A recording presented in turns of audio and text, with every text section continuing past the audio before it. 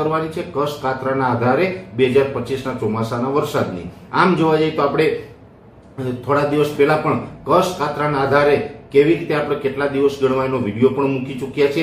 ખાસ કરીને આપણે નવા વર્ષે એટલે કે જે બેસતા વર્ષના દિવસે વિડીયો મૂકેલો હતો એમાં કચ્છ કાતરાના આધારે આપણે માહિતી આપેલી હતી કે કચ્છ કેટલા દિવસે પાકે ને કેવો કચ્છ હોવો જોઈએ. એટલે કે આકાશમાં લીસોટા થઈ જાય એ પણ સંધ્યા ટાઈમે ખાસ કરીને આકાશ એકદમ લાલ થઈ જાય, તાંબા જેવું આકાશ થઈ જાય અને એકદમ લાલ આકાશ હોય ને કચ્છના લીસોટા હોય આકાશની અંદર, એવું આકાશ થવું જોઈએ. તો એ કચ્છ બંધાણો કહેવાય અને એ કચ્છ પછી જ્યારે ચોમાસા દરમિયાન વરસાદના રૂપમાં અસર કરતો હોય છે. આ વર્ષે જોવા જઈએ તો કચ્છની શરૂઆત લેટ થઈ છે.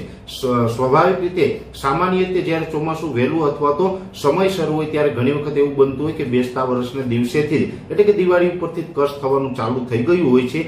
પણ આ વર્ષે કચ્છ થવાનું ચાલુ થયું ખૂબ મોડું છે.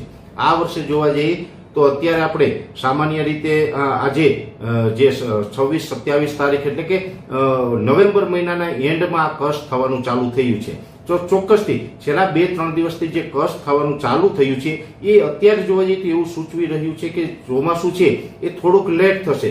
લેટ એટલે કે જૂન મહિનાના એન્ડમાં તો ચોમાસાની શરૂઆત ગુજરાતની અંદર થઈ જશે, મોટાભાગના વિસ્તારની અંદર શરૂઆત થઈ જાય. પણ જે ચોમાસું લેટ થશે પણ ચોમાસામાં જે શરૂઆત હશે એ ધમાકેદાર શરૂઆત થાય તેવી શક્યતાઓ દેખાઈ રહી છે. એટલે 2025નું વર્ષ છે એ સારું પણ થવાનું છે. ચોમાસાની શરૂઆત છે એ ધમાકેદાર થાય એવા અત્યારે સંકેતો મળી રહ્યા છે. જોકે આ વૈજ્ઞાનિક આધારે નથી, જે આધુનિક ટેકનોલોજી વાળું વિજ્ઞાન છે કે જે અમે સેટેલાઇટના માધ્યમથી અલગ અલગ પેરામીટરોના માધ્યમથી તમારા સુધી માહિતી અમે પહોંચાડતા હોય છે. એ માહિતી છે એટલી લાંબા ગાળાની આપણે ઘણી વખત ન આપી શકતા હોય, પણ જે આપણું દેશી વિજ્ઞાન છે, જે આપણું ખગોળ વિજ્ઞાન છે, કચ્છ કાતરા હોય અથવા તો અખાત્રીજનો પવન હોય, ચૈત્રી દનૈયા હોય, હોળીનો પવન હોય વગેરે વગેરે જે આપણે અનુમાનો લગાડતા હોય છે, એમાં જે આ